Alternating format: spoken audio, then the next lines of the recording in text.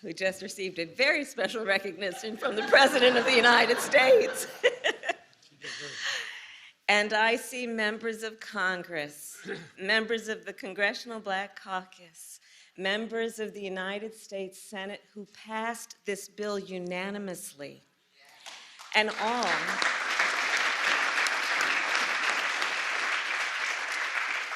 all of whom collectively were responsible for delivering this bill to the President's desk. And I thank you all. We thank you all. Your nation thanks you all.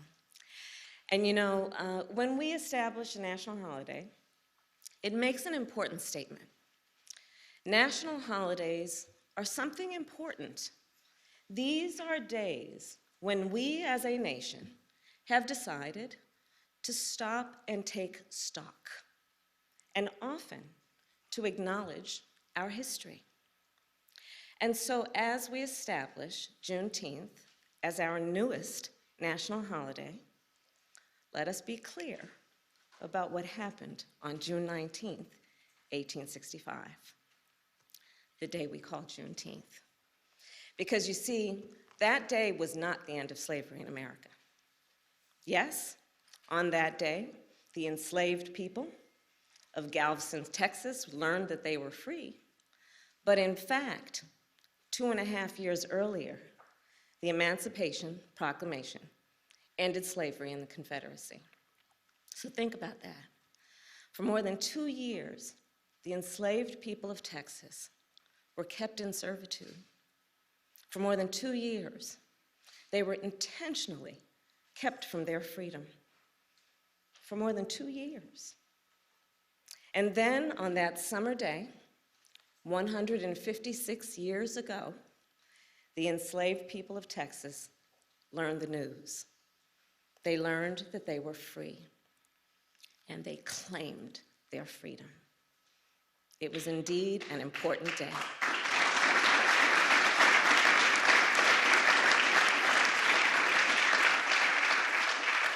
And still, let us also remember, that day was not the end of slavery in America. The truth is, it would be 6 more months before the 13th Amendment was ratified, before enslaved people in the South and the North were free.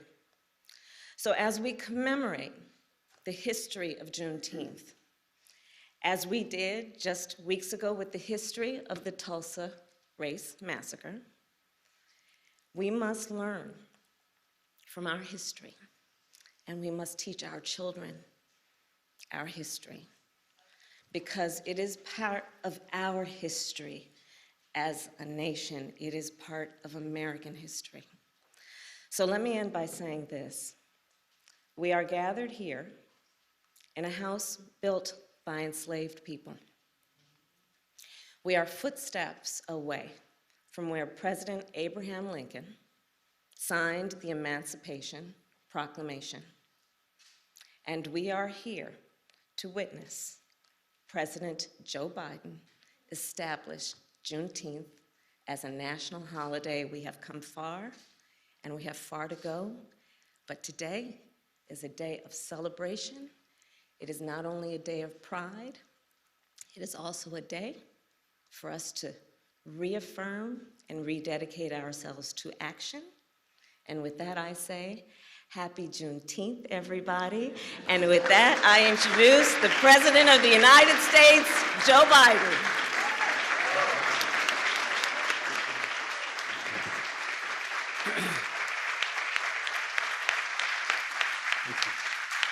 Thank you. Well, thank you, Madam Vice President. 156 years ago, 156 years, June 19th, 1865. John, thanks for being here. Major General of the Union Army arrived in Galveston, Texas to enforce the Emancipation Proclamation and free the last enslaved Americans in Texas from bondage. The day, as you all know, and we repeat some of what was said, became known as Juneteenth. You all know that. A day that reflects what the Psalm tells us. Weeping may endure for a night, but joy cometh in the morning. Juneteenth marks both the long, hard night of slavery and subjugation and a promise of a brighter morning to come. This is a day of profound, in my view, profound weight and profound power. A day in which we remember the moral stain, the terrible toll that slavery took on the country and continues to take. What I've long called America's original sin. At the same time, I also remember the extraordinary capacity to heal and to hope and to emerge from the most painful moments in a bitter, bitter version of ourselves, but to make a better version of ourselves. And today we consecrate Juneteenth for what it ought to be, what it must be, a national holiday. As the Vice President noted, a holiday that will join the others of our national celebrations, our independence, our laborers who built this nation, our servicemen and women who served and died in its defense, and the first new national holiday since the creation of Martin Luther King holiday nearly 4 decades ago. I'm grateful to the members of Congress here today, in particular the Congressional Black Caucus, who did so much to make this day possible. I'm especially pleased that we showed the nation that we can come together as Democrats and Republicans to commemorate this day with an overwhelming bipartisan support of the Congress.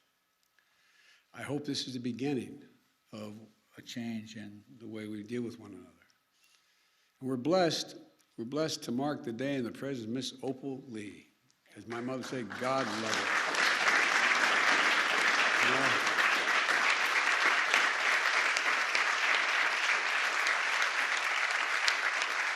I had the honor of meeting her in Nevada more than a year ago.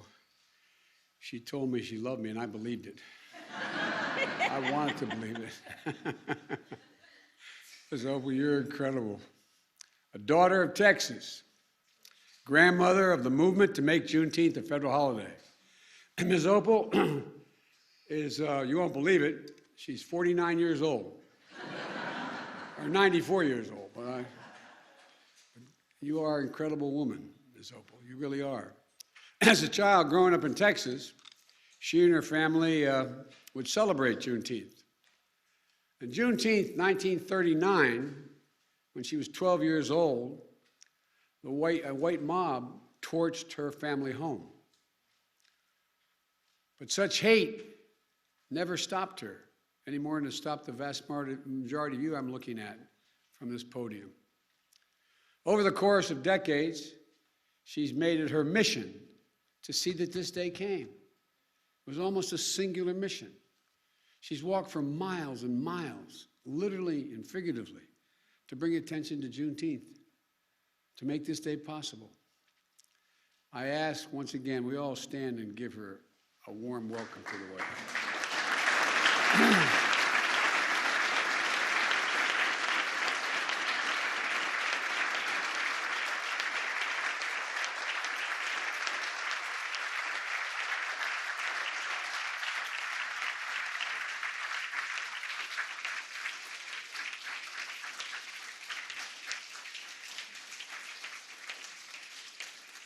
As they still say in the Senate, and I said for 36 years, if you excuse me for a point of personal privilege, as I was walking down, I regret that my grandchildren aren't here, because this is a really, really, really important moment in our history.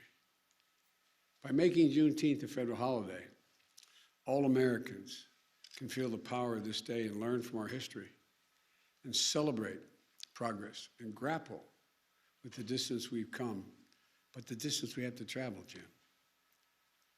You know, I said a few weeks ago, marking the 100th anniversary of the Tulsa Race Massacre, great nations don't ignore their most painful moments. Great nations don't ignore their most painful moments. They don't ignore those moments in the past. They embrace them. Great nations don't walk away. We come to terms with the mistakes we made. And in remembering those moments, we begin to heal and grow stronger. The truth is, it's simply not enough just to commemorate Juneteenth. After all, the emancipation of enslaved Black Americans didn't mark the end of America's work to deliver on the promise of equality. It only marked the beginning. To honor the true meaning of Juneteenth, we have to continue toward that promise because we've not gotten there yet. The Vice President and I and our entire administration and all of you in this room are committed to doing just that. That's why we've launched an aggressive effort to combat racial discrimination in housing. Finally address the cruel fact that a home owned to this day by a Black American family is usually appraised at a low rate for a similar home owned by a white family in a similar area. That's why we committed to increasing Black home ownership, one of the biggest drivers of generational wealth. That's why we're making it possible for more Black entrepreneurs to access capital, because their ideas is good, they lack the capital to get their fair share of federal contracts so they can begin to build wealth. That's why we're working to give each and every child 3 and 4 years of age, not daycare, but school in a school. That's why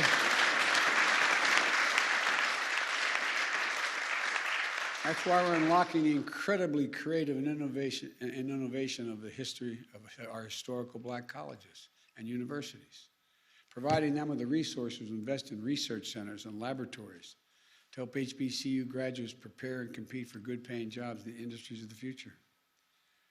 Folks, the promise of equality is not going to be fulfilled until we becomes real in our schools and on our main streets and in our neighborhoods. Our healthcare system, and ensuring that equity is at the heart of our fight against the pandemic. And the water that comes out of our faucets, and the air that we breathe in our communities, and our justice system, so that we can fulfill the promise of America for all people, all of our people. And it's not going to be fulfilled so long as the sacred right to vote remains under attack.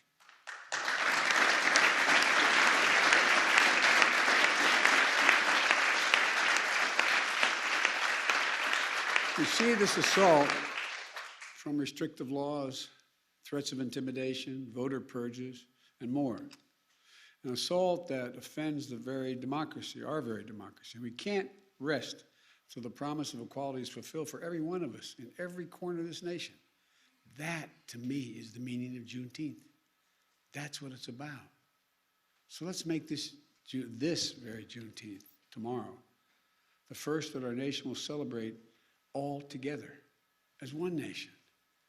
A Juneteenth of action on many fronts. One of those is vaccinations. Tomorrow, the Vice President will be in Atlanta on a bus tour helping to spread the word like all of you have been doing on life-saving vaccines. And across the country this weekend, including here in Washington, people will be canvassing and hosting events in their communities, going door to door, encouraging vaccinations. We've built equity into the heart of the vaccination program from day one, but we still have more work to do to close the racial gap in vaccination rates.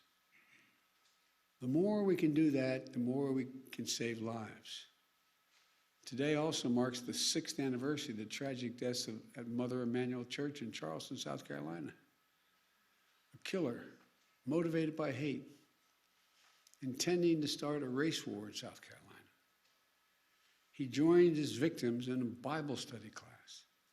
Then he took their lives in a house of worship. It's a reminder that our work to root out hate never ends, because hate only hides. It never fully goes away, it hides. And when you breathe oxygen under that rock, it comes out. And that's what we must understand, that Juneteenth represents not only the commemoration of the end of slavery in America more than 150 years ago, but the ongoing work to have to bring true equity and racial justice into American society, which we can do. In short, this day doesn't just celebrate the past. It calls for action today. I wish all Americans a happy Juneteenth. I'm certainly in a moment, going to sign into law, making it a federal holiday. And I have to say to you, I've only been president for several months, but I think this will go down for me as one of the greatest honors I will have had as president. Not because I did it, you did it, Democrats and Republicans. But it's an enormous, enormous honor. Thank you for what you've done. And by the way, typical of most of us in Congress and Senate, I went down the other end of the hall first and thanked your staffs because I know who does the hard work.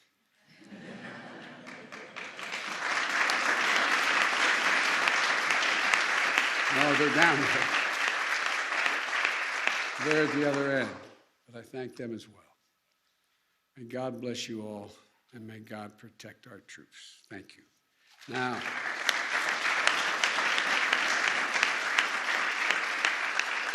I'd like to invite up while I sign Senator Tina Smith, Senator Ed Markey, Senator Raphael Warnock, Senator John Cornyn, Whip John Clyburn, Representative Barbara Lee,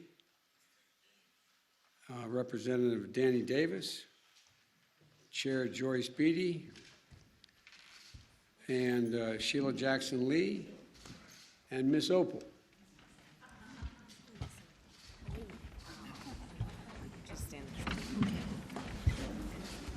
You should have my chair.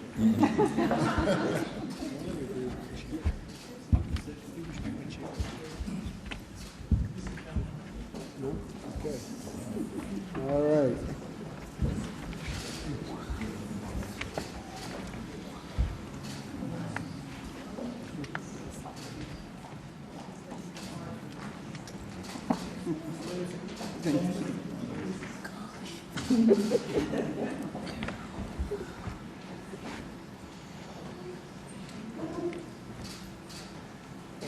This first one goes in.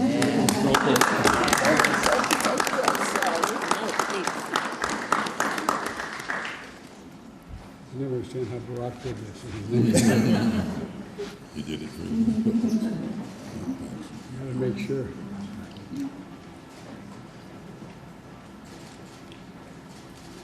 There you go. Thank you.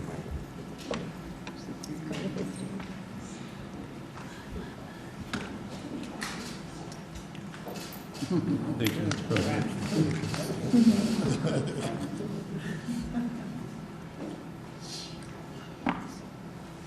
Thank you so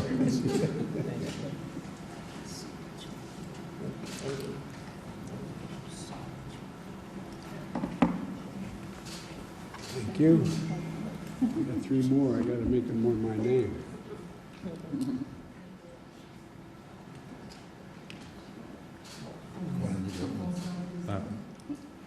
Oh, I'm sorry. I'm not for sure.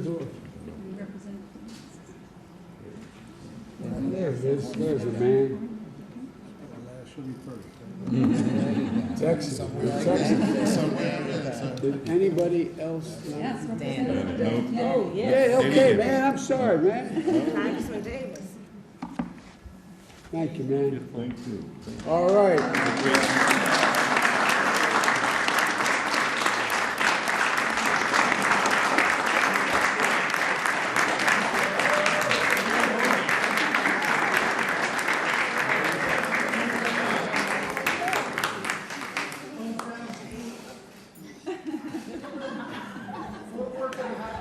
Is Election Day next, Mr. President? Is Election Day next? Mr. President, is Election Day next? Is the plan to sign Election Day a national holiday? All right. Well, thank you, everybody. Thank you, Mr. Thank President. you. It's an honor. It's very honor.